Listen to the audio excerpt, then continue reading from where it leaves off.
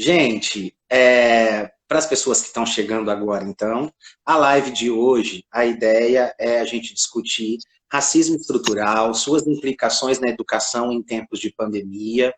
Hoje será uma live com dois convidados, né? O primeiro é o Lázaro Souza, que depois se apresenta. Lázaro é mestrando em educação lá na Unicamp, no DIS, faz parte do DI, o grupo Diferenças e Subjetividades em Educação, grupo esse que eu também fiz parte quando fiz meu mestrado e meu doutorado, né? A primeira parte vai ser com o Lázaro, e aí a segunda parte vem com a Ângela Soligo, né, que é orientadora do Lázaro, que é minha sempre orientadora, né? E, enfim, vai ser lindo, vai ser uma delícia estar com vocês aqui hoje. Para mim é um motivo de muita felicidade mesmo, assim, contar com vocês dois para a discussão do tema. Lázaro, eu vou deixar você se apresentar, pode ser? Pode ser. Então, boa noite a todas e todos, né? Boa noite, Ronaldo, obrigado pelo convite. É um prazer, né, enorme poder vir aqui conversar com vocês a respeito desse tema, que é um tema extremamente importante para a gente tratar dentro da sociedade brasileira, né? A gente vive num país que as pessoas costumam dizer, né? O Brasil é um país racista, justamente porque o racismo está na sua estrutura, né? Na sua construção de país ideal que as pessoas brancas colonizadoras o tornaram, né? Então, quando a gente vem aqui falar sobre isso, é um prazer muito grande poder encontrar esse espaço, assim, e a gente poder conversar e dialogar e trazer a informação para as pessoas, né? Então, eu sou Lázaro de Souza, sou psicólogo de formação, sou mestrando em educação lá na Faculdade de Educação da Unicamp, sou orientando da Ângela Soligo, né, a professora que vai entrar logo em seguida. Atualmente trabalho como orientador de medidas socioeducativas, então eu trabalho com adolescentes que cometem ato infracional, que também tem uma questão estrutural para que isso aconteça. Trabalho também na clínica, né? Então eu atuo como psicólogo clínico e também atuo como diretor da Associação Brasileira de Ensino de Psicologia, né? Estou neste lugar atualmente, aí fazendo discussões sobre racismo na psicologia. Atualmente a gente está aí com uma discussão bastante calorosa sobre o ensino remoto, sobre o ensino à distância para dentro da psicologia e as suas implicações também na sociedade brasileira, vista que temos 54% da população brasileira negra e pobre, estudantes de psicologia, em sua maioria, pessoas trabalhadoras, né, e que muitas vezes não conseguem, né, acesso à internet, e isso também pode estar ligado à estrutura do racismo no nosso país, né?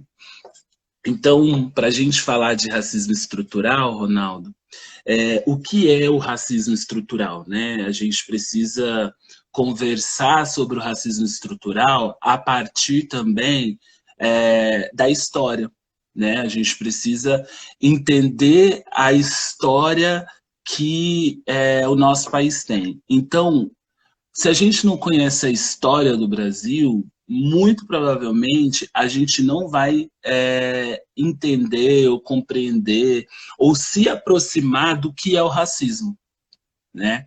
Então, quando a gente traz para a história, para tentar entender como que o racismo se estruturou nesse país, né, aí as coisas se tornam mais fáceis de serem compreendidas e talvez das pessoas irem se aproximando do assunto, se apropriando deste assunto, porque aí você começa a entender por que que a população negra, por que que o movimento negro está há tantos anos reivindicando direitos que para algumas pessoas isso é irrelevante, né?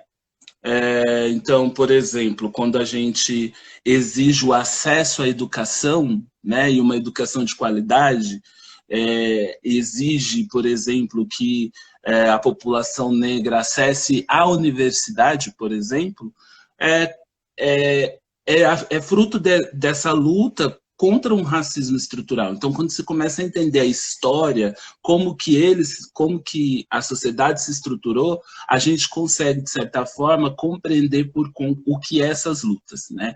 Por que é que a gente fala tanto de racismo estrutural, racismo institucional, né? Que são coisas que estão aí interligadas, né? Racismo institucional, ele acontece por conta do racismo estrutural, né? E preconceito racial também acontece por conta do racismo estrutural. Então a gente precisa entender isso. E aí, pensando em história, o que a gente precisa entender, né? O período de escravidão, né? Quando as pessoas negras foram escravizadas, trazidas para este país para serem escravizadas. Então existia naquela época, né? No século XVIII, XIX, uma sociedade branca que se sentia e que se entendia como melhor que outra raça, né? Então essa ideia de superioridade das raças, né, fez com que a escravidão acontecesse, né? E aí essa ideia de superioridade e de que eu posso dominar uma outra raça, né, fez com que europeus brancos, né, que são os colonizadores, fossem até a África para dominar um povo, né? E colocar esse povo para trabalhar com ele, para eles, né? Mas essa escravidão, ela é feita de uma maneira muito cruel, né? Com muita violência, com muita crueldade mesmo, né? Com uma população dita inferior, né?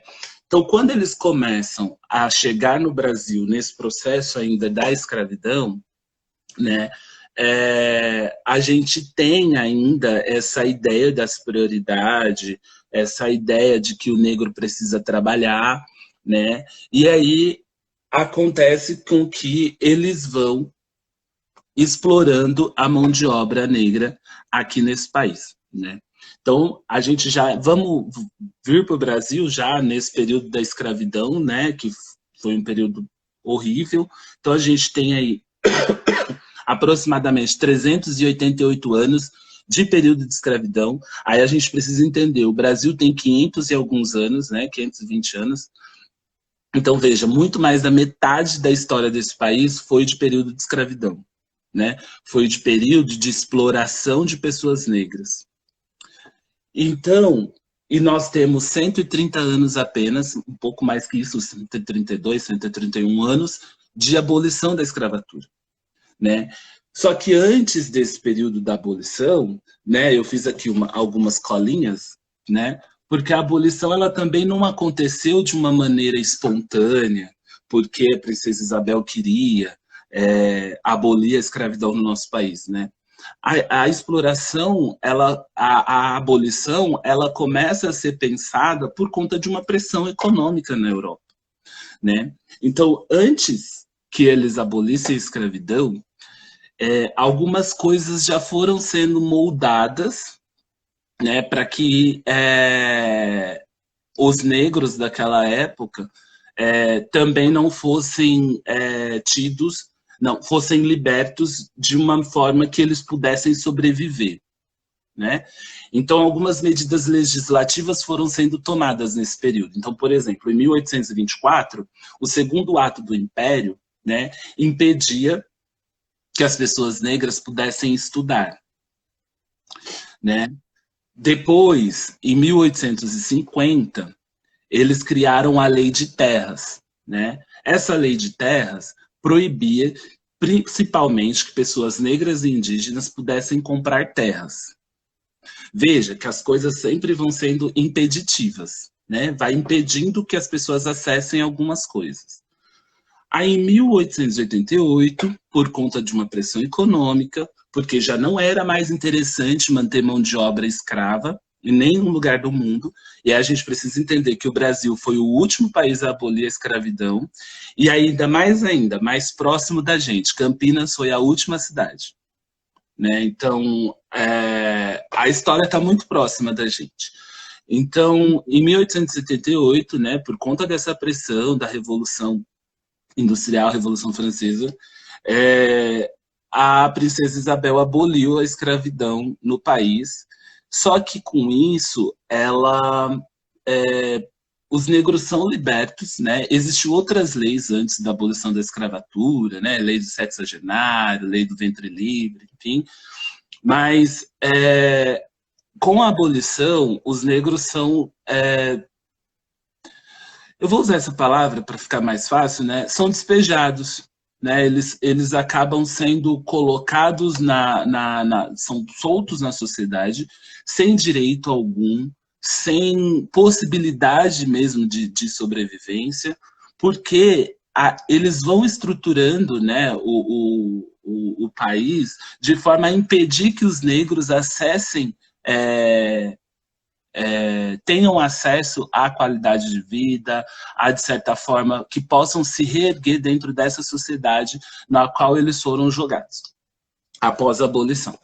Né? Então, em 1888, vem a Proclamação da República. Né? E essa Proclamação da República faz com que o país também vai se estruturando, as pessoas brancas que já estavam no poder, né, vão pensar assim, quem é que vai trabalhar para a gente? Né? Quem é que vai trabalhar? E a gente não pode esquecer da ideia da imigração.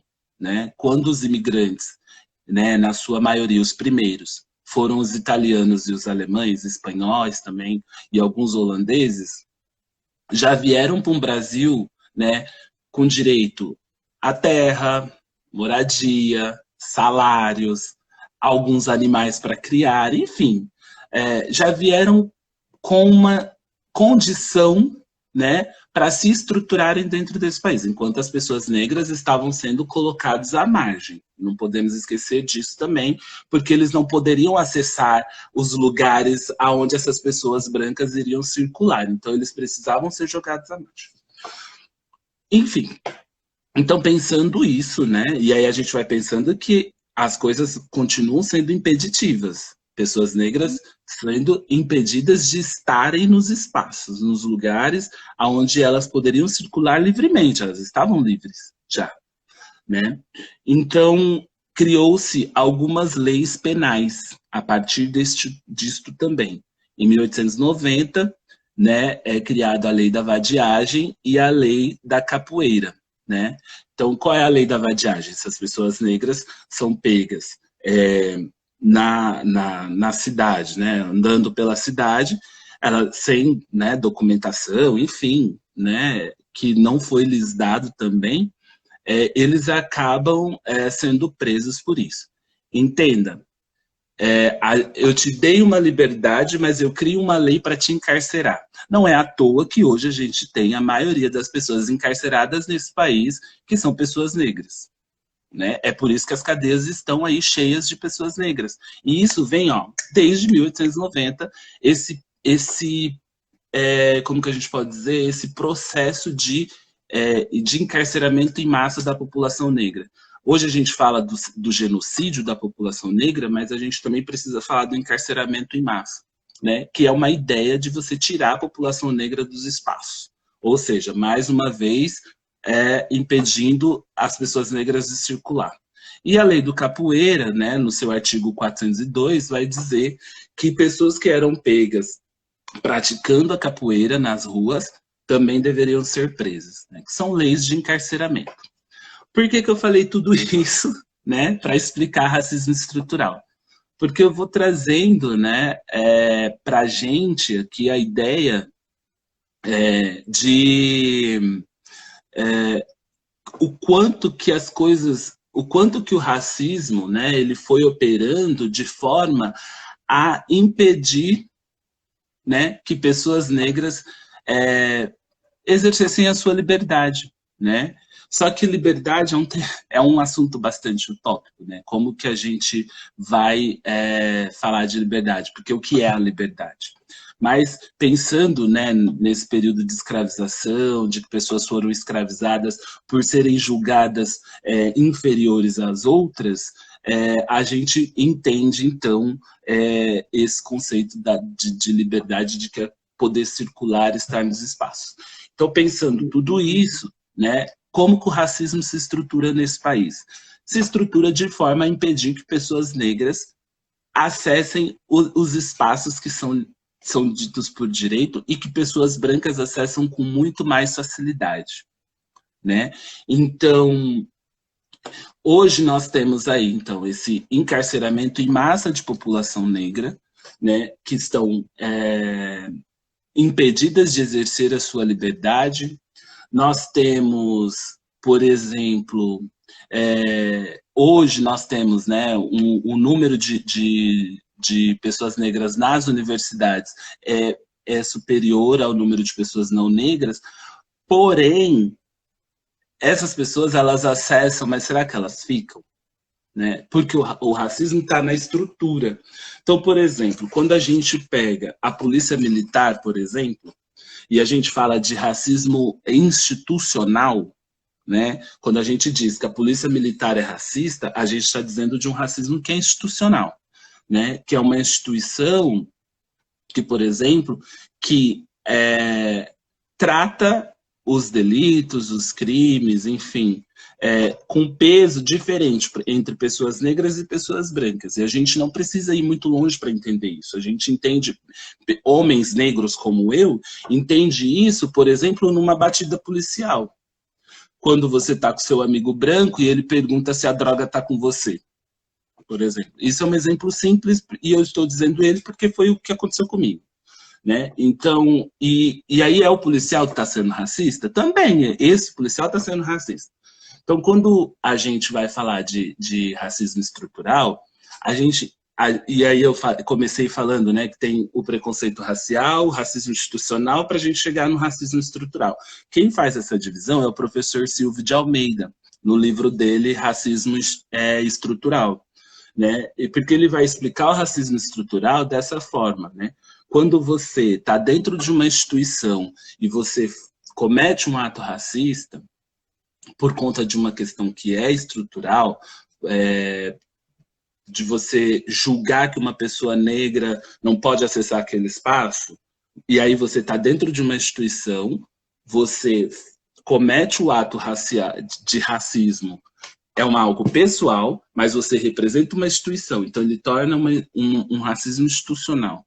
E aí, o que te fez fazer, por exemplo, que a gente pode dar de racismo estrutural, é quando você impede de uma pessoa negra ocupar uma vaga de emprego por conta da cor da pele dela. Né? E isso acontece à torta direito. Né? Isso acontece muito no nosso país, de pessoas negras extremamente qualificadas, extremamente boas para ocupar um cargo, e aí a gente tem o racismo estrutural e institucional impedindo que essas pessoas acessem. Então eu tenho para mim que o racismo estrutural, né, que está na estrutura desse país porque ele foi criado dessa forma, por exemplo, a imagem do homem negro e da mulher negra, né, que foi distorcida ao longo da história desde sempre, né? Então, no livro do Gilberto Freire, Casa Grande Senzala, tem uma parte que ele vai dizer sobre as mulheres negras, né? Ele vai dizer assim, mulata para fuder, negra para fuder, mulata para trabalhar e as brancas para casar, né? Ou seja, e nós temos ainda hoje essa visão de mulheres negras que são extremamente objetificadas, né? Porque não serviam para casar. E aí eu vou deixar essa fala para as mulheres negras falarem, mas quando elas vão falar, por exemplo, da solidão da mulher negra, porque essa imagem que se passa das mulheres negras, né? E que elas vêm lutando através do feminismo negro para transformar isso, né? E tem transformado.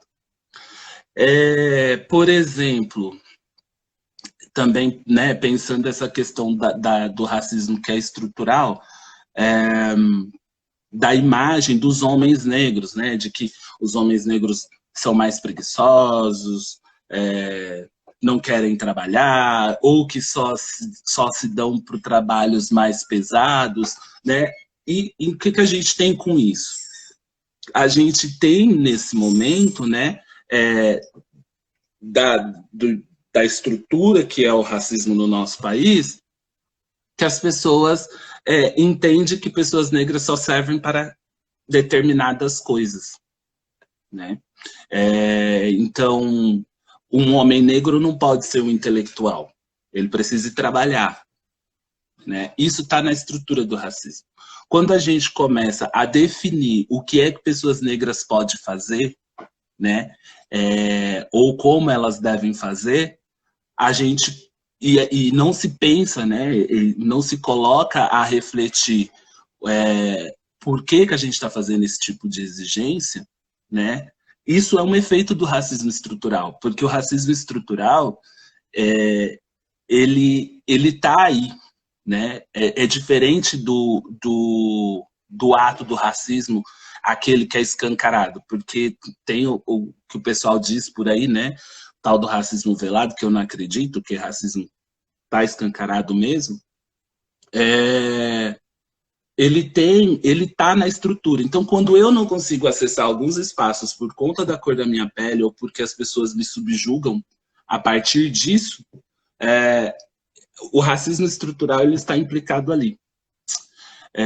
Eu acho que a gente pode abrir para o debate a partir dessa minha fala, Ronaldo, porque dá uma longa discussão, assim. Acho que quando a gente vai trabalhar o racismo estrutural, né, o professor Silvio de Almeida, o livro dele é esse aqui, gente, ó, esse verdinho aqui, né, chama Racismo Estrutural. Ele vai dividindo, porque como eu disse, né, tá na estrutura, e eu trouxe alguns exemplos do mundo do trabalho, da questão institucional da polícia militar, trouxe da questão da educação, o acesso à educação, enfim, ele vai dividindo, né, o livro, assim. Então, ele divide, por exemplo, racismo e política, racismo e economia, raça e racismo, racismo e história, né, para a gente entender, na divisão da sociedade em que a gente está estruturado, que é uma sociedade histórica, econômica, né, e do trabalho, para a gente poder entender como que ele funciona, né, em determinadas áreas, né. Então, a estrutura do racismo, quando a gente vai falar de racismo estrutural, a gente precisa entender que ele está, como se ele fosse o núcleo do problema, né? Ele está no núcleo do problema. As manifestações que vêm acontecendo a partir disso é fruto do estrutural, né? É fruto dessa construção histórica que foi feita da população negra na nossa sociedade, e aí das questões de representação, de representatividade, das questões da imagem, né, de como que foi criada a imagem, né, a representação social de homens e mulheres negras, né, a gente precisa entender a partir disso, a partir dessa estrutura. Muito bom. Só estou notando um negócio aqui. Tá certo.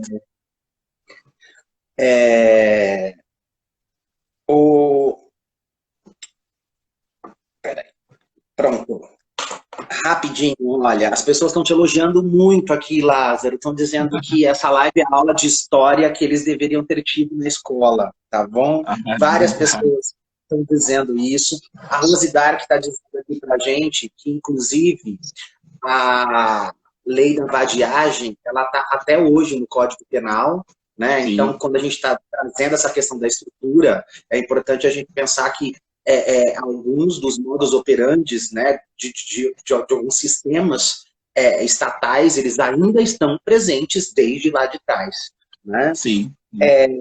Bom, eu queria você me fez lembrar de algumas coisas aqui durante a sua fala, né? E eu queria que você falasse para... Vou te dar um exemplo, né? Eu, há um tempo... Vou falar muito rápido. Há um tempo atrás, eu fui com os meus pais passear de Maria Fumaça. E na hora de eles contarem a história, que aí vem o guia lá nos negocinhos, eles vão contando a história. E a história do período cafeeiro, ela gira em torno do senhorzinho, da sinhazinha, do barão do café, e o negro escravizado, o trabalho escravizado, não foi sequer mencionado. E aí eu não aguentei, chamei o homem lá, né? Meu pai e minha mãe já olhou pra minha cara com cara do tipo assim, aqui não, era só andar de trem, né? E aí eu chamei o moço e falei, vem cá, você não vai falar do trabalho escravizado? E aí eu percebi que ele não sabia falar dessa história. Né? E que em torno, né, de um núcleo branco que fez o que fez por Campinas para o desenvolvimento da cidade.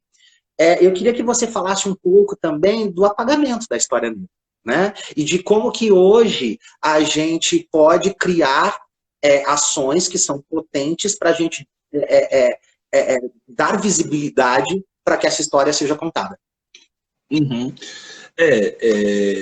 Assim, Ronaldo, esse apagamento da história, né, ela começa lá na África. Né? Existe uma história, essa história eu escutei de uma cabo-verdiana quando eu fui assistir um encontro de escritores africanos lá em São Paulo, né? E aí ela estava contando que antes das pessoas escravizadas virem para o Brasil, Cabo Verde é um conjunto de 10 ilhas que tem ali na África, que era o último ponto que eles paravam os navios para vir para o Brasil. Era neste lugar em que as pessoas negras eram catequizadas. Então, os que eram catequizados, quando chegavam aqui, eles valiam mais, porque eles iam trabalhar dentro das casas, porque eram mais educados, porque não eram selvagens, enfim, toda essa representação. E aí, neste lugar também existia uma árvore chamada Árvore do Esquecimento, que era onde eles tinham que dar muitas voltas, muitas voltas, muitas voltas, para esquecerem os seus lugares, né? E aí ali eles eram misturados dentro de navios, pessoas de várias nações, de várias nacionalidades ali, do continente africano, onde eles não iam conseguir se entender mesmo. A ideia era fazer com que eles não se entendessem, né? E chegavam aqui. Qual é uma coisa que, assim, é uma discussão que dá muito trabalho fazer, mas eu vou citar aqui, que é a miscigenação. A miscigenação é uma forma de apagamento da história e da hereditariedade da população negra. Por quê?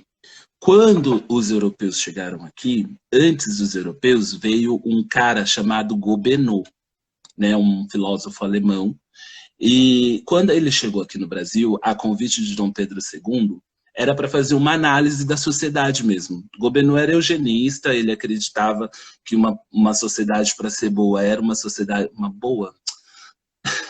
Eu não queria usar esse termo de bom ou mal, mas uma sociedade, para ser considerada uma sociedade que fosse ter ascensão aí, tinha que ser uma sociedade branca.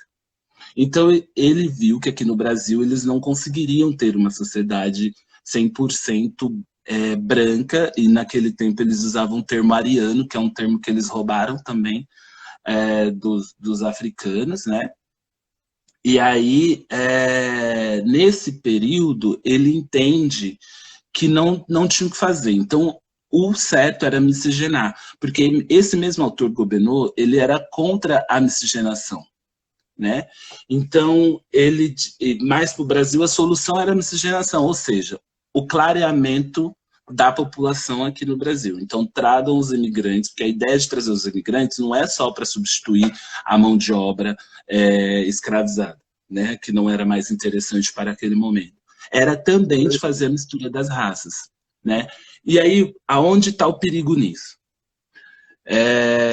Quando você mistura as raças, a ideia deles era exterminar a população negra do país em 200 anos, ou seja, em 4 gerações. Aí a ideia era, você mistura as pessoas negras e brancas e vai clareando. E em 4 gerações você consegue clarear toda uma família de pessoa negra, né? E aí você perde essa história, né? Você perde essa coisa de contar a história, né? A população negra, né? Nós somos bastante da oratória, de contar as coisas, né? De contar histórias. Então, você perde isso com o clareamento.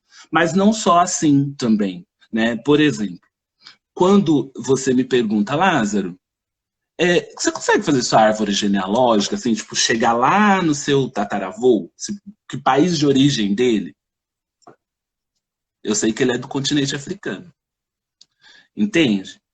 Agora, se eu perguntar para Ângela, por exemplo, né, que é filha de italiano e tal, ela consegue chegar, é muito possível, não vou dizer ela, mas eu já escutei história de uma amiga minha que estava numa roda de médicos, ela trabalha na área da medicina, né?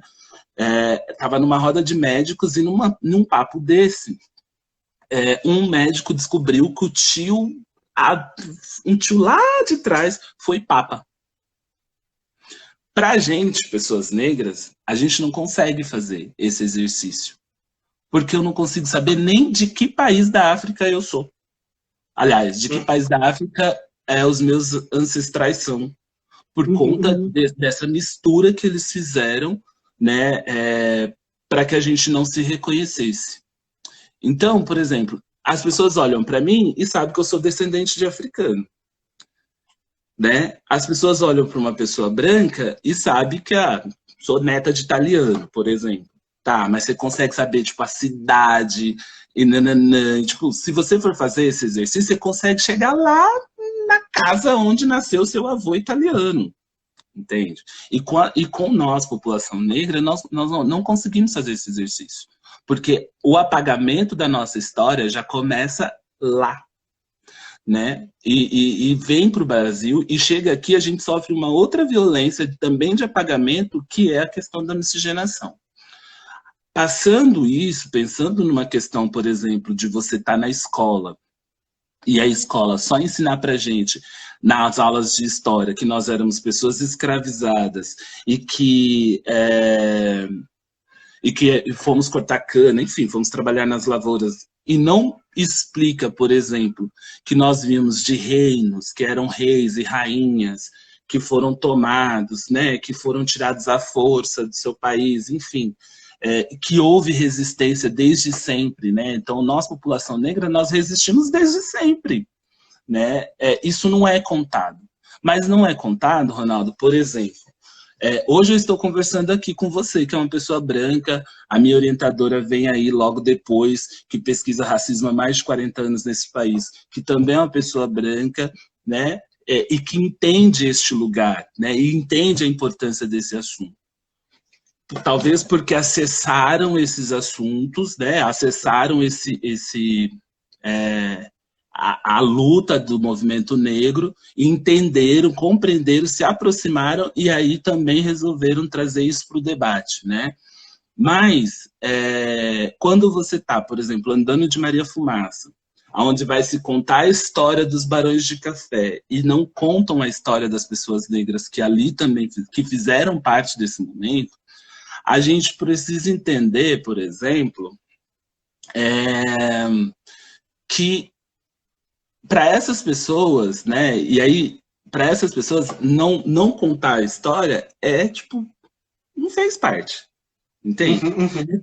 É assim, não é relevante, sabe? Não é relevante você contar que os negros foram escravizados, que aconteceu assim, que resistiram assim, que Campinas foi a última cidade a abolir a escravidão. Por quê? Quem é que também vai lá andar de Maria Fumaça? Entende? Por exemplo, se ele começa, você é uma pessoa que se aproximou do assunto e que fez o questionamento, né? Viu? Você não vai contar a história dos negros, mas porque você tem essa visão já. As pessoas não negras que não se aproximam deste universo, que não se aproximam deste assunto, elas, ou que não se aproximam, não se apropriam da história como um todo, elas não vão fazer esse tipo de questionamento. E se o cara explica, ele é interrompido, ele é cerceado, sei lá, tipo, é como se essa parte da história não é interessante para as pessoas não negras, para a maioria das pessoas não negras, né? E aí, por não ser interessante, pessoas não negras contando a história, não vai contar. Entende? Porque as pessoas não fazem esse exercício, né, esse caminho de se aproximar da história, de se aproximar do assunto, né? E dessa forma a gente também vai perpetuando o racismo, vai estruturando o racismo, né? Por isso que o racismo é estrutural, né? Porque é dessa forma assim, também que a gente vai mantendo o status quo da coisa, né? De que a história do negro não é interessante. Não é interessante saber, né? Muito bom. A Roseli estava dizendo aqui que as amigas negras dela na escola eram estimuladas a namorar rapazes brancos, né? Então, assim, o quanto que essa lógica do clareamento, ela ainda está presente, porque o racismo é estrutural, é isso, né? Sim, exatamente. Por conta, e como que ele é estrutural nesse sentido, né? Falando dessa questão dos relacionamentos. Existia também, né, foi dito em algum momento da história, de que as mulheres negras deviam se casar com homens brancos para terem ascensão social, né? Então, ou seja, para você ter uma boa vida, minha filha, você precisa se casar com um homem branco, porque se você se casar com um homem negro que é vagabundo, vadio, preguiçoso, você não vai ter uma boa vida, né? Por conta dessa imagem que foi criada de homens negros, né? Porque quando as pessoas negras foram, quando se aboliu a escravidão e os homens negros foram colocados na rua, e não foi lhe dados emprego, né, digno, né? Porque trabalhar sempre trabalharam e muito, né? Mas não foram lhe dadas condições para trabalhar devidamente. Aí se cria uma imagem de que eles são vagabundos, enfim, e não gostam de trabalhar. E aí, para as mulheres negras terem uma condição de vida, uma condição social melhor, é preciso que elas casem com homens brancos. E há também no imaginário das pessoas de que homens negros que casam com mulheres brancas vai ter essa ascensão. Mas aqui no Brasil, a estrutura do racismo é tão perversa que é o contrário. Se diz, Passa pelo racismo também, né? se mulheres brancas casam com homens negros, é como se elas decaíssem socialmente, né? Porque elas não vão se ascender, né? Então, a gente precisa... E isso é essa perversidade, né? De que você pega a imagem das pessoas e deturpando nesse ponto. E aí é nessa hora também que a gente vai ver as questões de objetificação, né? De sexualização dos corpos negros. Porque aí é dito que homens negros é tido para o sexo, mulheres negras também. Também. Lázaro, para caminhar para o nosso fim, tá ótimo o papo. Sim, eu queria te deixar uma pergunta, mas como possibilidade, eu não sei o que você pensa, né? Enfim, mas como que você pensa a possibilidade de produzir uma outra estrutura?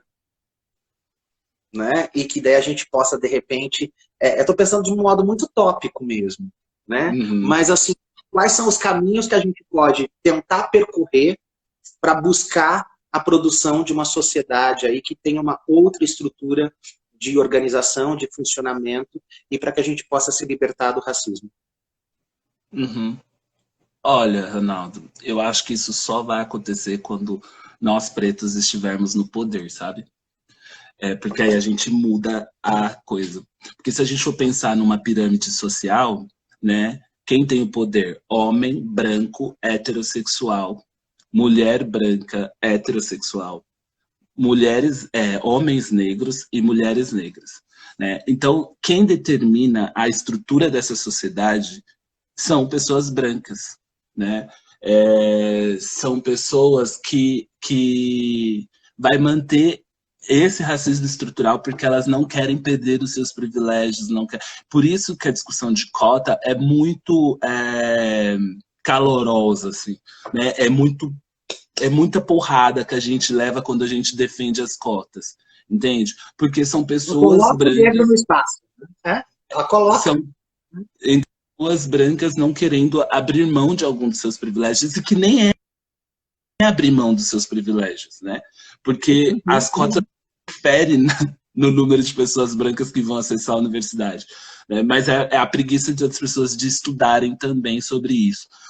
Mas eu acho que a gente só vai conseguir mudar essa estrutura quando a gente chegar no poder, né? E não é qualquer preto que tem que chegar lá, não, né? Tem que ser o preto certo também, porque se chegar um Fernando Holliday, por exemplo, ou o cara lá da Fundação Zumbi dos Palmares, não vai adiantar nada. A gente vai continuar mantendo a estrutura, se bobear, piorar, né? Então, a gente só vai conseguir mudar isso se a gente chegar no poder.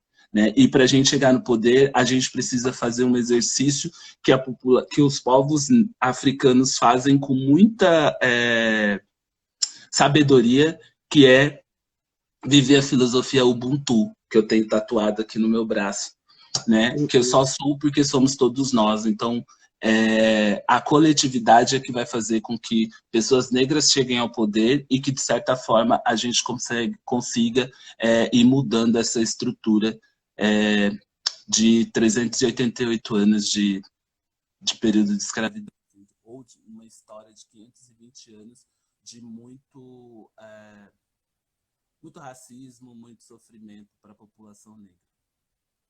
Certo. Gente, o Lázaro está terminando, mas a live não acabou. A Ângela Soligo vem agora. O pessoal tá agradecendo, mas é só o Lázaro.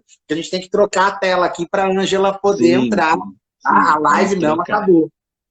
Lázaro, eu queria te agradecer muito, muito, muito, muito. Assim, muito obrigado por estar aqui com a gente. Né, assim, eu lembro do primeiro dia que eu te vi, eu não sei se você sabe o que eu vou falar, eu acho que sim. Eu lembro do primeiro dia que eu te vi lá na Unicamp, e a gente estava numa reunião lá do DIS, acho que eu já tinha terminado o doutorado, não lembro. E a gente estava numa reunião falando alguma coisa, e aí eu te vi falar, e você tinha um brilho no olhar que me marcou muito. Né? E aí depois eu virei para você e falei assim, você lembra eu no começo, né? Assim, eu me vi muito representado em você lembra disso, né? Eu me vi muito representado em você. Que bacana te ouvir, assim, de verdade. Eu queria te agradecer por essa oportunidade de estar aqui contigo, tá bom? E, enfim, que venham outros debates, e você já acendeu uma chama aqui de trazer uma mulher negra para discussão também em próximas lives. Importante. Enfim, eu queria te agradecer muito mesmo, viu? Obrigado. Você quer falar com as pessoas? Você quer falar mais alguma coisa? Gente, a Ângela já vem, vocês não sabem, tá bom? Ai, pois é. A minha amiga Monique está aqui dizendo que eu sempre tenho esse brilho no olhar. É porque eu sou apaixonado pelo que eu faço, assim, então acho que é muito bom vir aqui falar. Eu quero agradecer também pela oportunidade. Eu tenho aprendido muito, assim, sendo orientando da Ângela, enfim, nos caminhos que eu resolvi trilhar, então eu estou sempre aprendendo, sabe? Isso para mim é muito bom, assim. E é bom também saber reconhecer, encontrar lugares onde eu possa falar da minha história, falar da história do meu povo, né, de um jeito que nunca foi contado, né, e que para as pessoas pode ser o início de uma nova estrutura. Então, para mim, isso é muito importante. Eu lembro exatamente desse dia, dessa reunião, inclusive, eu lembrei dela essa semana, né, dessa nossa primeira reunião, assim, porque escrevendo a dissertação, fui pedir ajuda para a Rosária, e eu lembro que nós estávamos num momento, naquele momento ela estava num momento muito parecido com o meu atual, então foi foi bastante interessante, assim, reviver aquela reunião. Obrigado pelo convite, assim, nossa, foi muito bom bater papo aqui, poder conversar com você, com o pessoal que está interagindo aqui. Eu vi que entrou bastante pessoas conhecidas. Um Sim. beijo para as pessoas que entraram aqui, meus Ana amigos, minha Aragão estava aí, comadre. que esteve com a gente na outra live. A Manu, que vai estar numa das próximas que eu falei no começo, está aqui com a gente também. Uhum. Né? Então eu vi que algumas pessoas entraram aqui, eu acho isso bastante interessante. E, bom, obrigado para as pessoas que acompanharam desde o início, né? Tá certo. Então tá, joia, Lázaro. Obrigado, viu? Obrigado, Ronaldo. Tchau, tchau. Boa noite, viu? Tchau. Oi, Ronaldo. Continua aí, Ângela. Tudo bem? Eu tô morrendo de saudade. Ah, eu também, viu? Com essa coisa de pandemia, a gente não consegue se encontrar, né? Faz reunião remota, mas não é a mesma coisa, né? Não tem abraço, uai. Não tem abraço, não tem calor, né? Mas adorei assistir a parte do Lázaro, gostei muito. E fico muito feliz de você ter combinado com a gente essa live, que eu acho que é bem Imagina. importante. Não tinha como você ficar de fora, impossível. Vem a Ângela agora para discutir as implicações na educação em tempo de pandemia do racismo estrutural, né? Pessoal, eu vou deixar a Ângela se apresentar, mas a Ângela, ela eu vou sempre dizer gente, eu não consigo pôr esse verbo no passado. Ela é a minha orientadora, né? Então ela me orientou no mestrado e no doutorado, né? Então, assim, mas eu vou falar da Ângela no final. Eu vou pedir para que ela se apresente agora, né? Vou garantir o lugar de fala dela, e aí no final a gente dá mais uma tricotada. Pode ser, Ângela? Pode ser, pode ser. Então... Eu queria dizer que eu estou muito feliz em estar com você aqui. Eu também, Bom? né? Estou muito feliz de estar com você, de ter assistido a fala do Lázaro. São dois orientandos queridos. Aliás, quem são minhas orientandas e orientandos sabem quanto eu gosto de vocês, não é? Então é um prazer, é um orgulho participar dessa live. Então vou me apresentar, né? Eu sou Ângela Soligo, sou docente aposentada da Faculdade de Educação da Unicamp, mas continuo atuando na pós-graduação. Minha formação é em psicologia, inclusive mestrado e doutorado. Como o Ronaldo já contou, eu estudo a questão racial desde 1987, então faz mesmo bastante tempo. E não paro, não é? A gente não para de estudar a questão racial, porque o racismo está aí, não é? E hoje eu diria que atuando de uma forma muito direta, cruel, de um modo como não esperávamos ver mais acontecer na sociedade. Não que ele não estivesse aí, mas ele estava mais sob controle verbal, pelo menos, e hoje em dia não, ele está explícito e as pessoas não têm mais vergonha de ser racistas, não é? A começar pelo nosso presidente. Então, acho que a gente só vai parar de estudar o racismo quando a gente tiver superado. E eu não sei quando vai ser isto. Também sou presidente da ABEP, Associação Brasileira de Ensino de Psicologia. Também sou mãe, sou mulher. Também estou vivendo essa pandemia com todos os conflitos e dificuldades que muitos estão vivendo, mas com o privilégio de ter uma casa para morar, né? De ter o que comer, de ter salário. Então, é sempre bom lembrar, né, que nem todos têm o privilégio de estar hoje de quarentena. Eu vejo gente reclamando, quarentena, isolamento social, é um privilégio, né? Porque muitas pessoas estão tendo que sair para trabalhar, muitas pessoas vivem em casas muito pequenas, vivem em favelas, em bairros pobres. Essas pessoas não conseguem fazer quarentena nem ficar isoladas. E quero lembrar que quem mais está morrendo no país são os pobres negros periféricos. Então, eu queria dizer isso antes de começar a falar do que me toca hoje, né?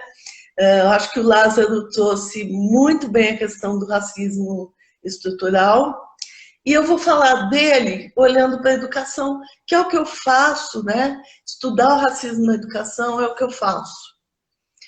E eu queria começar dizendo que essas condições estruturais, elas estão presentes na educação, elas são marcas da nossa educação, estruturais. Por exemplo, nos impedimentos e obstáculos para acesso de negras e negros ao sistema educativo, desde o período escravista.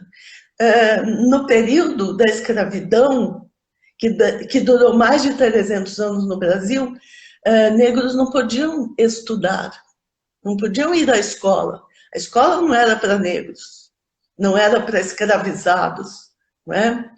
E após a abolição,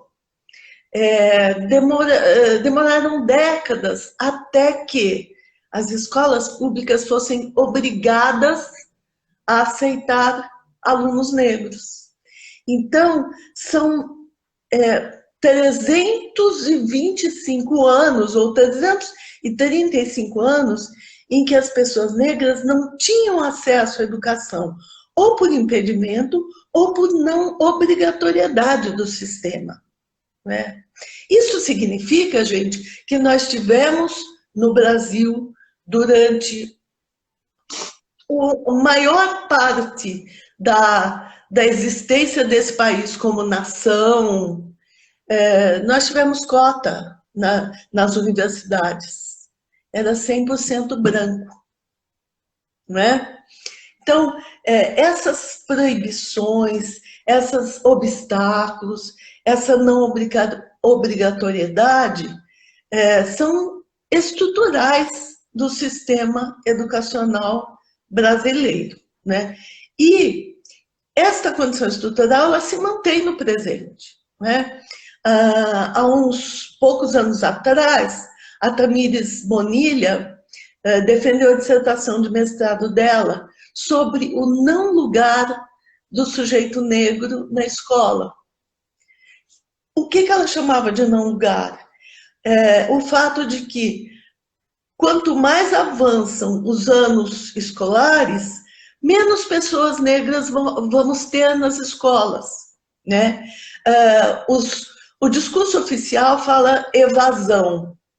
A Fulvia Rosenberg usava o termo expulsão, porque as pessoas negras, as crianças e os jovens, não evadem porque querem ou porque gostam.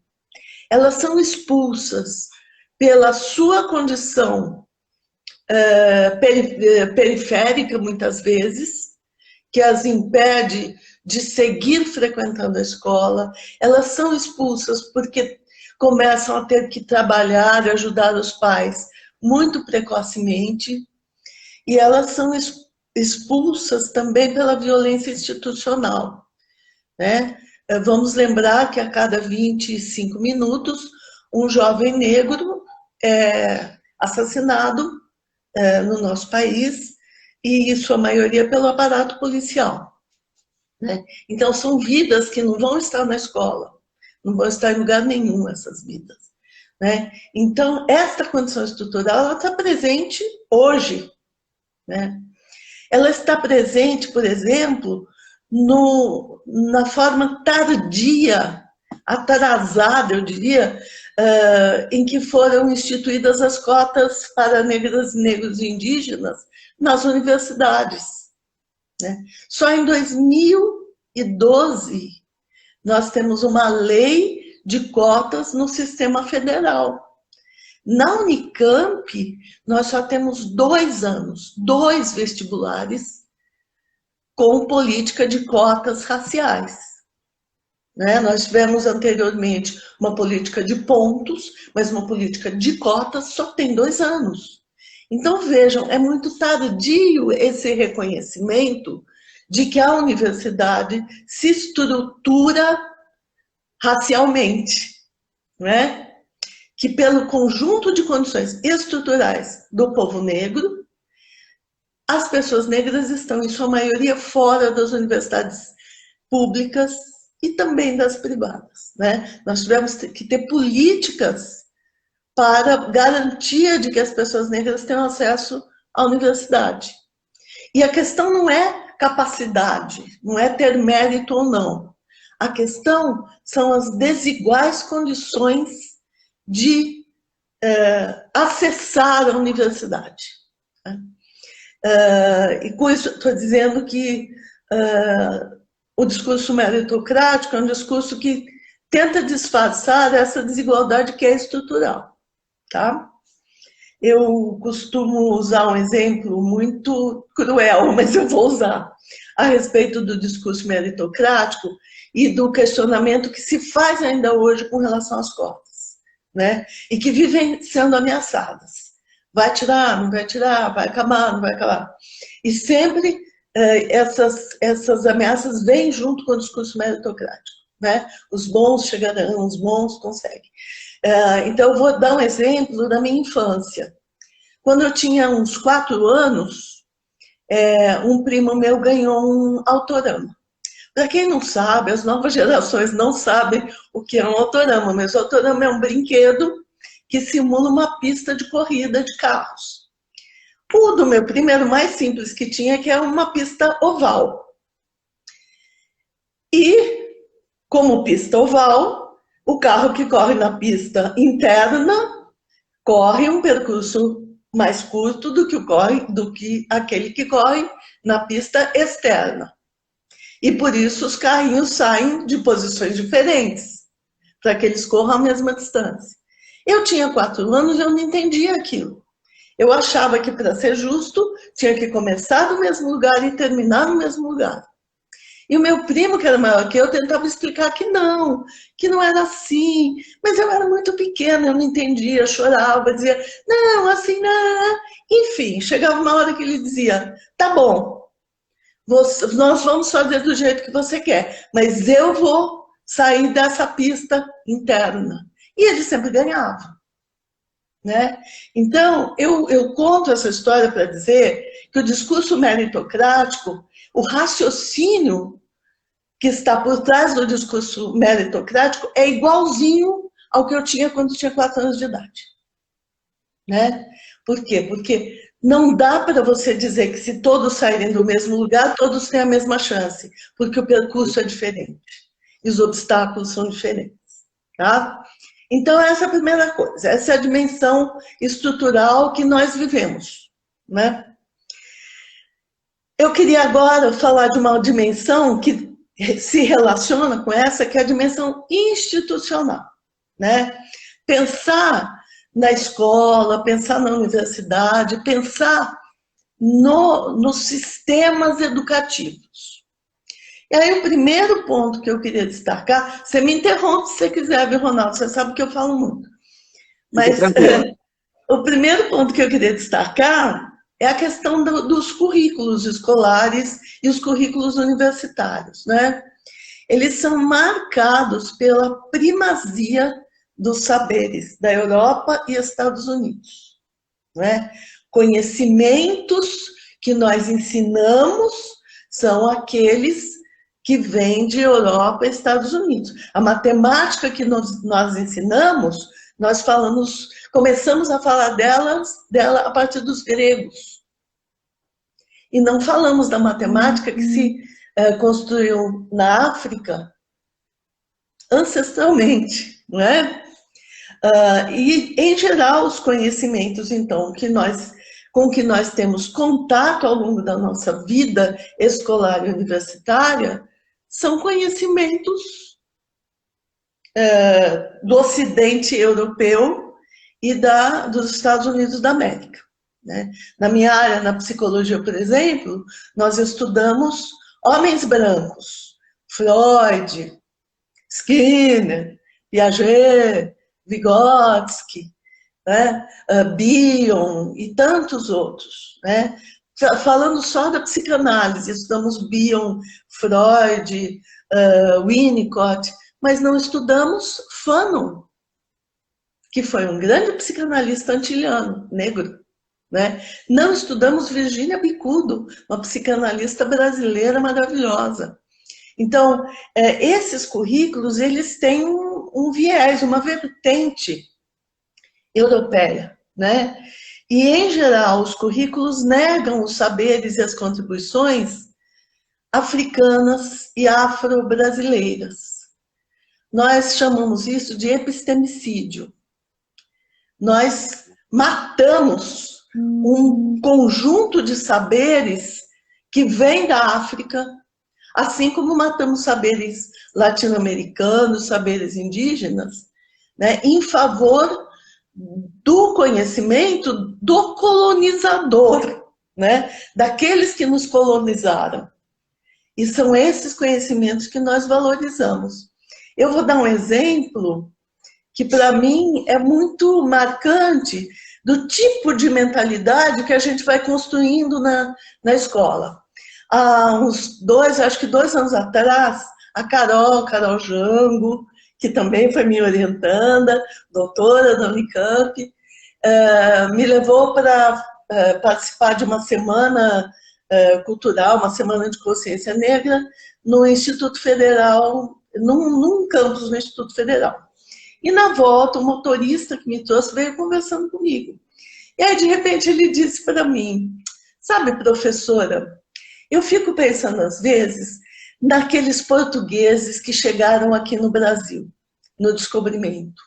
Como eles eram raçudos. Porque eles chegaram aqui, não tinha nada. E do nada, eles construíram tudo. Aí eu disse, olha, não é bem assim. Não é verdade que não tinha nada. Além das riquezas naturais que aqui havia e que estão tentando destruir aos poucos, não é? Havia várias comunidades indígenas. Mais de 200 línguas, não é? Havia vários povos indígenas, mais de 3 milhões. Então, não é verdade que não havia nada.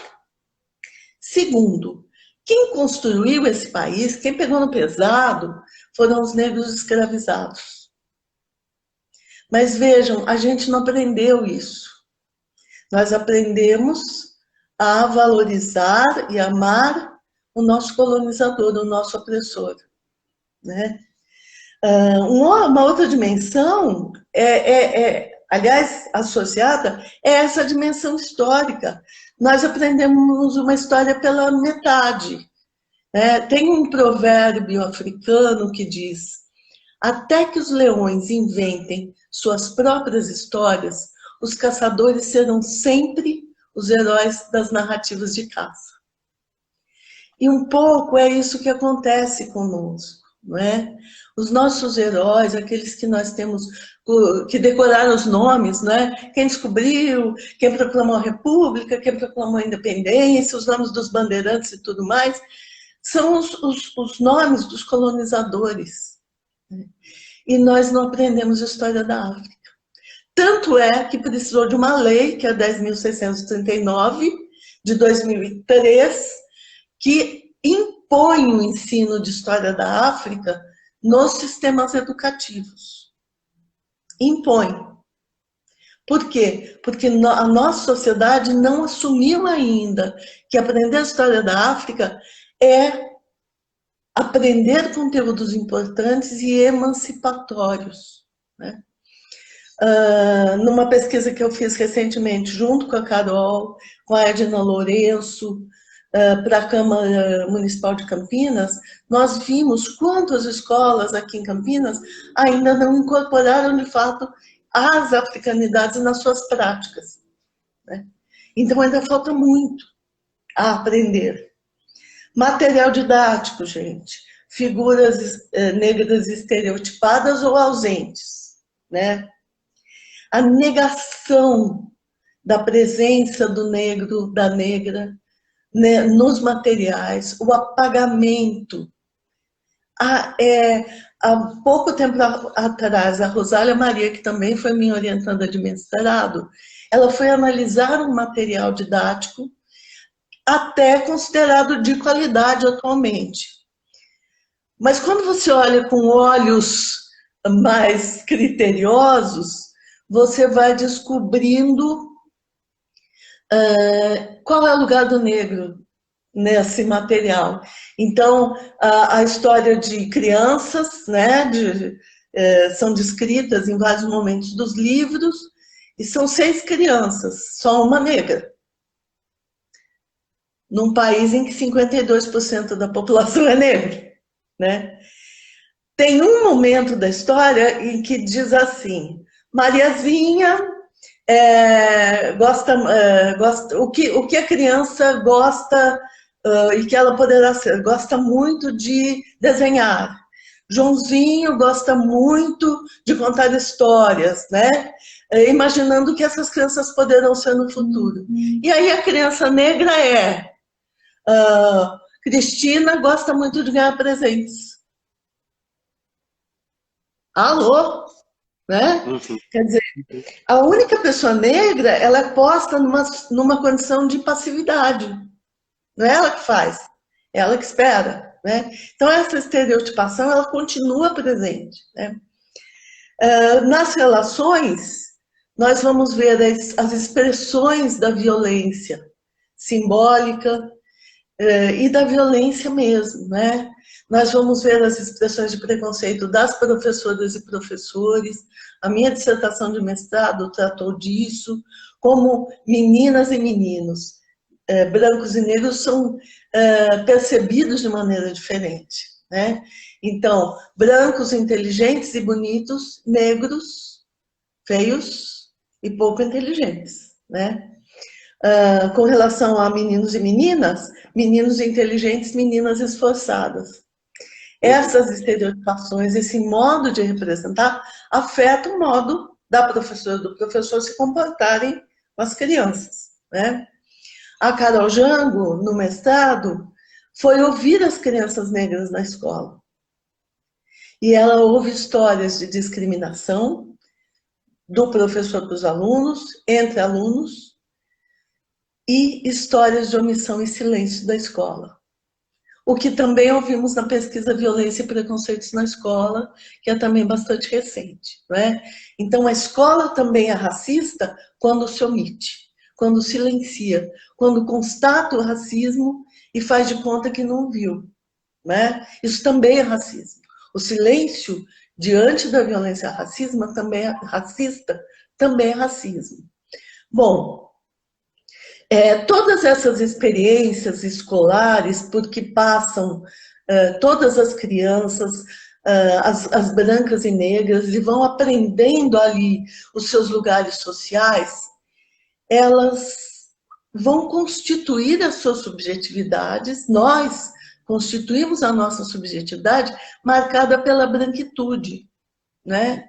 A branquitude é a primazia, né, da cultura, da estrutura, do sistema funcionando desigualmente em favor de brancos, né, e em desfavor das pessoas negras e indígenas. Nós nos constituímos nessa cultura. Né? Brancos vão afirmar o seu lugar de privilégio, vão afirmar uma subjetividade marcada pelo alienado sentimento de superioridade, né? O Fanon chama isso de um sentimento patrão, né? Porque ele foge da realidade, já que ninguém deveria se sentir superior a ninguém. Mas o tempo todo, esta marca da branquitude, ela está presente em nós. Há uns 2 anos atrás, folheando uma revista do Conselho Federal de Psicologia sobre a psicologia do esporte, eu me deparei com várias imagens dentro da revista. Todas as imagens de atletas jogador de futebol, atletista, corredor, jogadores em geral, eram de pessoas negras. Todas as imagens dos especialistas falando sobre eram brancas, né? Isto é gritante e as pessoas não percebem, né? Ao mesmo tempo que brancos afirmam o seu lugar de privilégio, negros são expostos à ideologia do branqueamento, né? Essas ideologias que propuseram a miscigenação como forma de branquear a sociedade, o branqueamento como forma de ascensão social, né? De escapar do estigma, do racismo. E tudo isso é fragmentador da identidade negra, né? Do sujeito aprender todos os dias que aquilo que ele é não é bom, que ele deveria ser igual ao branco, que ele não é, né? Então, a tarefa de descoberta e de construção da própria negritude, ela vem em meio às experiências do racismo, e ela vem com sofrimento, não é? Ela vem com este sentimento de pertencer àquilo que a sociedade nega e despreza. Então, esse racismo estrutural e institucional, ele vive em nós, né? Ele vive em nós. E é nossa tarefa, de todos nós, a desconstrução dele, né? O que não é uma tarefa fácil. E aí eu vou usar um exemplo que está na boca de todos nós, que foi a matéria que a Lilia Schwartz escreveu na Folha sobre o clipe da Beyoncé. Está todo mundo falando disso, né? Que o clipe, a Beyoncé põe um clipe na rua, um clipe de valorização da negritude, do modo como ela se vê e vê a importância dessa valorização, e Lilia Schwartz, uma mulher branca, vai e diz que Beyoncé errou no modo como apresenta. Bom, Lilia Schwartz é uma antropóloga, é uma estudiosa dos estudos raciais, né? Ela é uma referência, mas como eu, ela é branca. E consciente ou inconscientemente, ela caiu na armadilha da branquitude. A armadilha do seu lugar de autoridade científica, assumir a postura pretensiosa de querer definir como uma mulher negra deve representar a sua negritude e a negritude do seu povo, né? Aquele lugar de quem fala com a ciência sobre o negro é o branco? Eu pensava que a gente já estivesse superando isso, né? Mas a Lilia faz isso, né?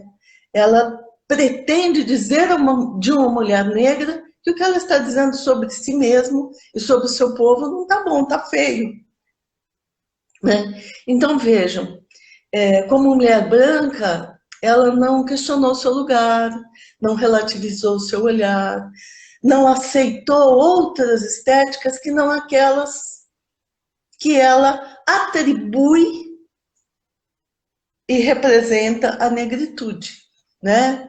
Então a sua falha, a sua escrita anula, aniquila, subjuga a estética negra que não a agrada. E quem disse que os negros precisam nos agradar? Né? Quem disse? Aliás, não precisam, né? Então, mesmo estudando racismo, esta mulher e muitos de nós não conseguimos, muitas vezes, escapar do lugar de privilégio, o de que fala, o de quem dá a última palavra, o de quem fala com a ciência, né? Então, essa é uma das tarefas que nos toca, né? A nós, pessoas brancas, descentrar, sair do lugar cognitivo-afetivo de privilégio, aprender com as pessoas e povos negros, buscar outras estéticas, outros saberes, outros possíveis. E nós não vamos fazer isso sozinhos. Nós vamos fazer sem desaprender e reaprender, né? Então, eu penso que a escola, ela precisa se tornar esse lugar de desconstrução e de reconstrução. Acho que, para começar, é isso. Ótimo. Ângela, você me levou para um monte de lugares ao longo da sua fala. Que bom isso. Olha, eu vou começar com algumas perguntas que foram surgindo ao longo da sua fala com as pessoas aqui nos comentários, tá? E quem tiver mais perguntas, pode ir escrevendo aqui que eu estou gerenciando isso. Ó, o André Luiz perguntou qual é a visão da universidade em relação ao acesso de cotas. E aí, assim, eu lembro das nossas conversas, né? Porque, assim, eu lembro de você brigando. Enfim, acho que é legal se trazer um pouco disso para a discussão, né? Porque, assim, apesar de você ser uma professora de uma instituição pública, né? O teu posicionamento sobre isso não é o da maioria que compõe aquele espaço, né? Então, ele está pedindo para você falar um pouquinho sobre qual é a visão da universidade de uma maneira geral. Então, não existe essa visão da universidade como uma coisa única, né? Na verdade, a questão das cotas na universidade é um campo de disputa. Né? Disputa no sentido de, por um lado, manutenção de privilégios daqueles que têm historicamente acessado a universidade, e aí são privilégios brancos de classe média e classe alta, né? E, por outro lado, as tentativas e os movimentos de pessoas negras, indígenas, da população mais pobre, de bater na porta e dizer, não, esse lugar também é meu. Então, não existe a posição da universidade. A minha, posso dizer, eu sou completamente favorável às cotas. Eu digo isso faz muito tempo, né? Porque as cotas não são favor, as cotas não são racismo reverso, aliás, racismo reverso não existe, é um falso conceito. As cotas são políticas de reparação, né? São políticas que tentam, no contexto da desigualdade e no contexto histórico do sequestro de direitos, reparar um erro. Reparar um erro permitindo que aqueles que foram impedidos de estar historicamente e que hoje sofrem obstáculos possam acessar a universidade. Não tem nada a ver com capacidade, não tem nada a ver com competência, né? Tem a ver com condições desiguais de chegar à universidade. Agora, a minha posição não é unitária nem majoritária, né? Quando discutimos isso na Unicamp, no Conselho Universitário, eu era do Conselho Universitário e eu tive que ouvir de colegas que negros na universidade iam baixar o nível da universidade, que indígenas não iam saber escolher que curso queriam fazer, né? E tudo isso não passa de discurso racista, né? Então não existe a posição, este é um campo de disputa. Ótimo. E a gente na luta. E a gente na luta, né? E porque a coisa não acaba no ingresso. Aí tem todas as questões das políticas de permanência, né? E todos os obstáculos que as pessoas negras vão sofrer dentro da universidade. Olha, continuando, Ângela, o Adriano Oliveira, ela quer saber qual é o seu olhar referente às pessoas brancas que têm ancestrais negros e, diante disso, solicitam cotas para negros na universidade. Eu, quando vi a pergunta, eu lembrei daquela menina, cantora da dupla Ana Vitória, a menina que tem o cabelo crespo e a pele branca, e ela se diz negra, né? E ela levou uma chuva de críticas por parte da mídia por ela se dizer negra, né? Então, essa é a pergunta da Adriana, né? Qual que é o seu olhar sobre essa questão? Essa questão boa e delicada. Mas eu acho que para entender isso, a gente precisa entender a diferença entre racismo de origem e racismo de marca, né? Nos Estados Unidos, tem aquela tradicional teoria da gota de sangue, que se você tiver uma gota de sangue negro de 8 gerações até você, você é negro, né? Então, se a sua origem na sua família, você tem o sangue negro, você é negro, tá? No Brasil não funciona assim, até porque nós somos um país miscigenado, então o que nós temos é o racismo de marca. O que é o racismo de marca? É aqueles que se baseiam na aparência física, né? E a nossa colocação no extrato social, né, não na classe, mas nas hierarquias sociais, ela tem a ver com a marca, com a aparência, com aquilo que é filogenético e não ontogenético, né? Quer dizer, como é que eu me apresento? Então, você pode até ter uma avó, um avô negro, mas ser branco, né? E mesmo que você tenha, por ter um pai ou uma mãe negro, por exemplo, vivido dificuldades socioeconômicas, você não viverá algumas, né? Uma pessoa branca, porque tem uma avó negra, no dia a dia não vai sofrer racismo. Uma pessoa negra vai, né? Um menino negro, um menino branco, bisneto de um homem negro, mas que é branco, o segurança do shopping não vai andar atrás dele, tá certo? O menino negro, o segurança do shopping vai andar atrás dele. Então a gente tem o racismo de marca, tá certo?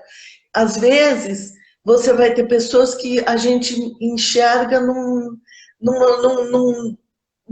lugar que você diz, mas essa pessoa é branca ou é negra, né?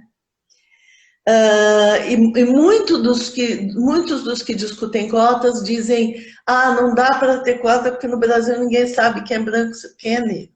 A Djamila Ribeiro tem uma frase maravilhosa. Ela diz, na hora de conceder direitos como cotas, ninguém sabe quem é branco e quem é negro, mas na hora de discriminar, todo mundo sabe quem é branco e quem é negro. Né? Então, aqui a gente precisa entender o racismo como racismo de marca. Tá? Bacana. A Márcia Lima está perguntando, é negro ou preto? Então, gente, olha só. Essa é uma discussão também, né?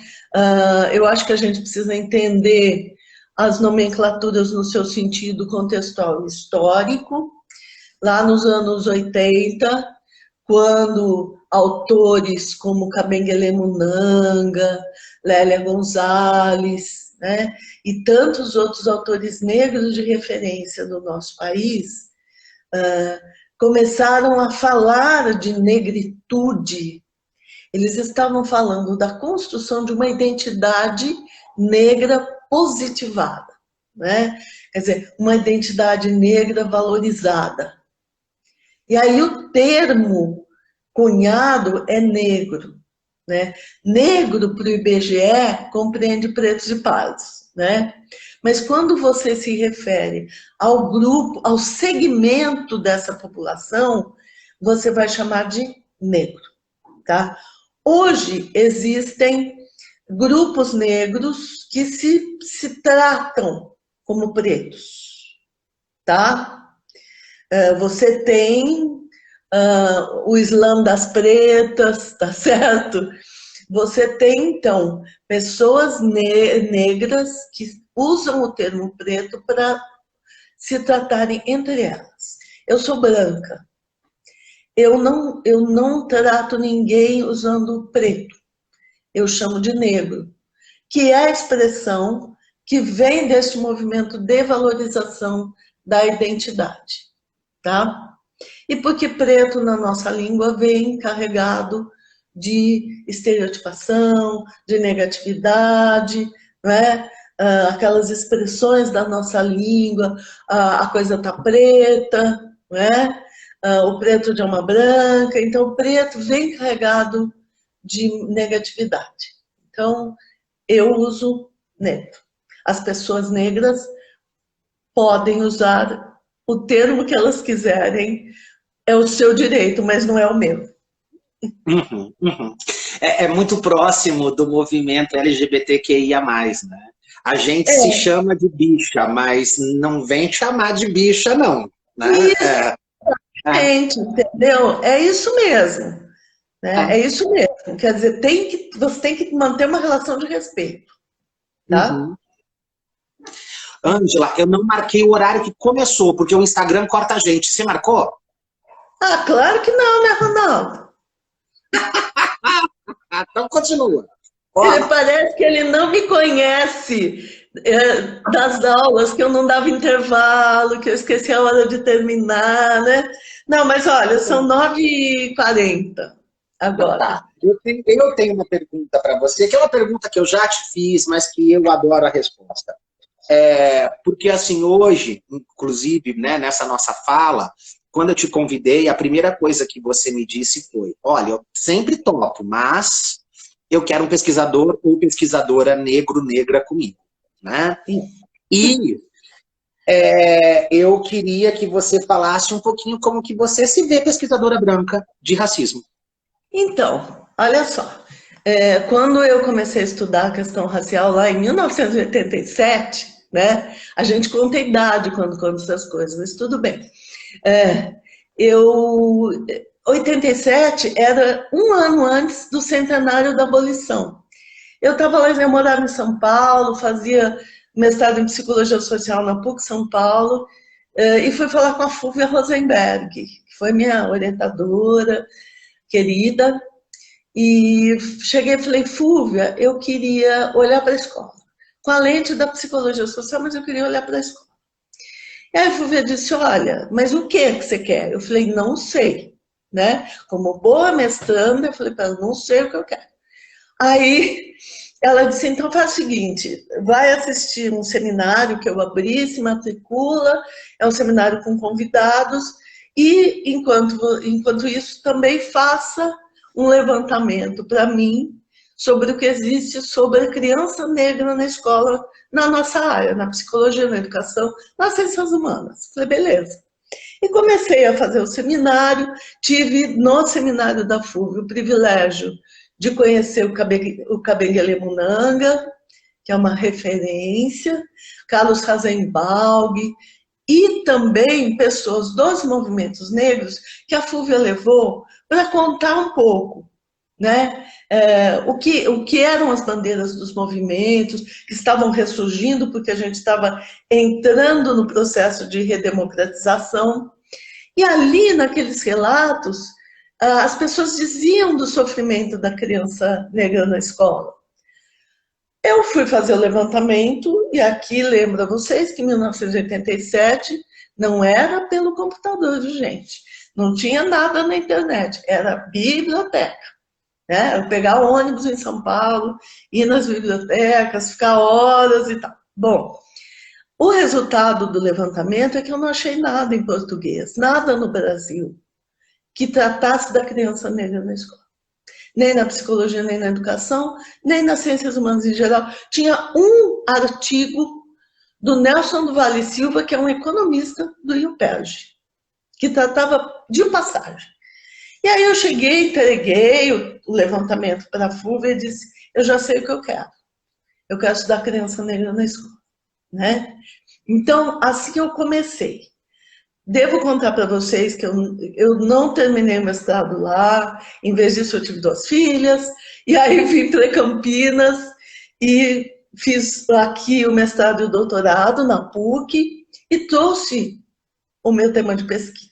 Né? Então, pesquisei a escola, pesquisei representações sociais de negras e negros no doutorado, e quanto mais eu estudava, mais eu percebia que não dá para você estudar relações raciais e não se envolver com a questão, né?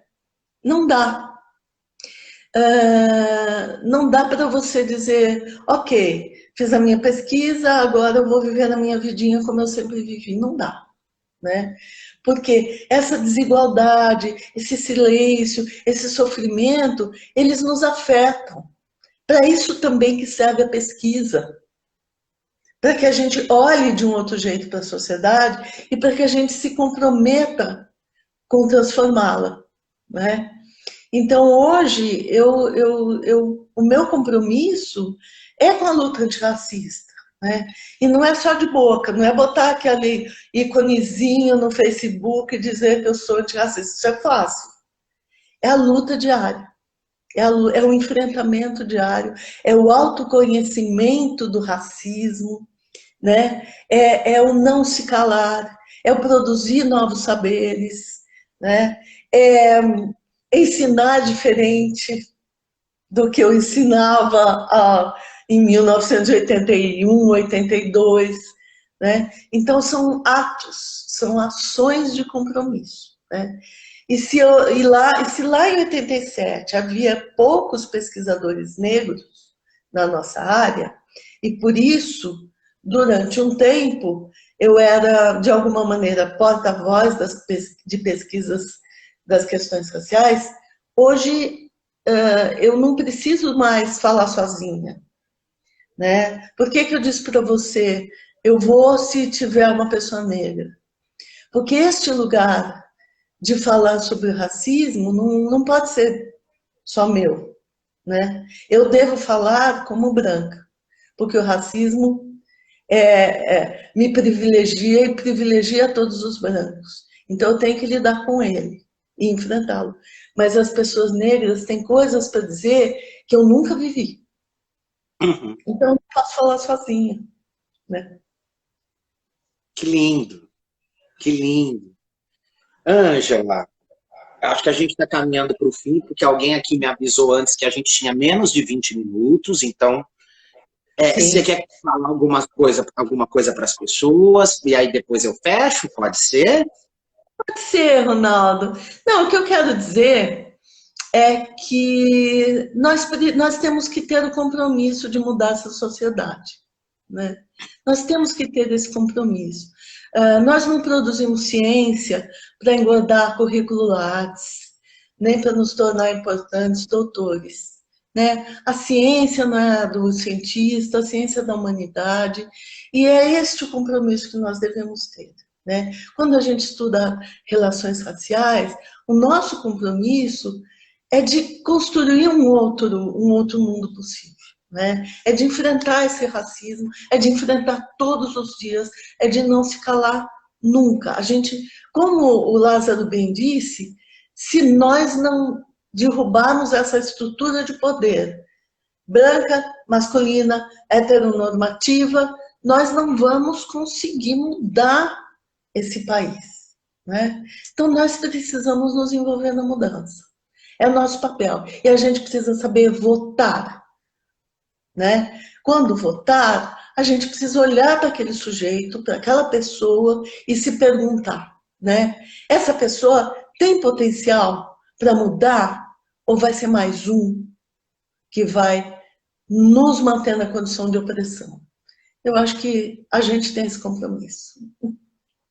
Que lindo. Eu só queria agradecer a Rosália, que está aqui na live, que você citou, inclusive. O Guilherme está aqui com a gente. Gente, semana que vem, Guilherme com a gente na live, tá? Ângela, assim, pessoal, eu só queria, para terminar, dizer que, assim, a Ângela, ela, na hora que ela fala dela, ela é modesta, tá? Porque ela é muito mais que tudo isso. E, assim, a Ângela, ela é uma pessoa que tem um papel muito importante na minha vida, né, Ângela? Então, assim, eu costumo dizer que eu passei por duas instituições que me mudaram, literalmente, né? Uma foi o Cefam, né? Porque daí você tem o filho do metalúrgico da empregada doméstica que se torna professor, né? E aí eu tenho a Unicamp, em que o filho do metalúrgico e da empregada doméstica consegue fazer mestrado e doutorado. Então, e você é a pessoa que simboliza tudo isso, pelo fato de ter sido minha orientadora, né? Mas eu acho que tem uma coisa que é muito bacana, que acho que é legal as pessoas saberem, que assim, um dia eu era só um professor com sonho de fazer mestrado, né? E eu não sabia escrever um projeto de mestrado, não sabia o que era. E eu não conhecia ninguém no meio acadêmico. E aí, a Adriana já estava meio envolvida com a Ana Aragão, e aí eu lembro que a Fernanda, que foi orientando também, falou para mim assim, Ronaldo, por que você não bate um papo com a Ângela? Eu acho que assim, ela pesquisa racismo, e é muito próximo do que você tem como ideia. E aí, assim, gente, ela me deu o e-mail da Ângela, e eu só conhecia a Ângela de vista, e eu mandei algo do tipo assim, oi, Ângela, eu sou o Ronaldo, você não me conhece, e assim, você poderia me ajudar a pensar um projeto de pesquisa? E aí a resposta da Ângela foi, né, olha, vem na minha sala tal dia e tal hora. E naquele dia, quando eu falei para ela que o que eu queria era pesquisar homossexualidade, formação de professores, né, assim, eu não tinha noção de que a gente estava começando uma parceria de trabalho, mas na verdade a parceria que muda o meu jeito de olhar para a pesquisa e que muda o meu jeito de olhar para o mundo. Né? Então, assim, e você é essa pessoa para mim. Né? Então, assim, bom, gente, eu não preciso dizer que dessa conversa eu saí já com 3 ou 4 livros para ler, a orientação já tinha começado e eu não tinha me dado conta. Né? Mas, assim, eu queria te agradecer, a gente brinca com uma coisa que eu acho que é séria, né, Ângela? A gente fala das cotas Soligo, né? E assim, a Ângela, eu perguntei de propósito, como ela se vê como pesquisadora branca, porque assim, ela ocupando o espaço que ela ocupa, ela pode hoje, né, garantir que o filho do pobre, o filho do negro, que o gay marginalizado, que eles possam acessar os espaços universitários e que eles possam, por sua vez, ocupar outros espaços sociais. Né? Então, assim, eu queria fechar um pouco dessa live, Ângela, falando assim, como você é importante para as nossas vidas. Porque quando a gente está falando de toda essa luta, em que o Lázaro começou, a gente precisa ocupar os espaços de poder. São pessoas como você que fazem com que a gente ocupe. Então, minha querida, eu não tenho nem como te agradecer por tudo. Eu só quero tua amizade e você pode contar comigo pro que você precisar, que você sabe disso. Você também, né?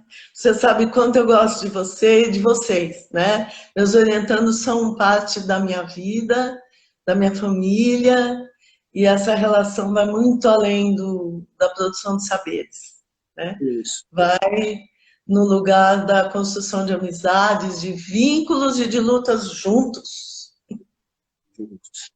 E é isso, gente. Eu acho que a gente está acabando, né? Ângela, que eu tô morrendo de saudade só, tá? Eu também. Apesar da live, a saudade permanece. Eu também. Tem muita gente elogiando aqui nos comentários, tem muita gente agradecendo por nossa live, né? Lázaro, obrigado, foi lindo. Eu acho que foi perfeita a noite para mim, assim, como essas duas conversas se dialogaram de maneira tão linda, né? Enfim, acho que é isso, né, Ângela? Você quer falar mais alguma coisa? Não, eu li um comentário aqui de alguém que foi do PROESC.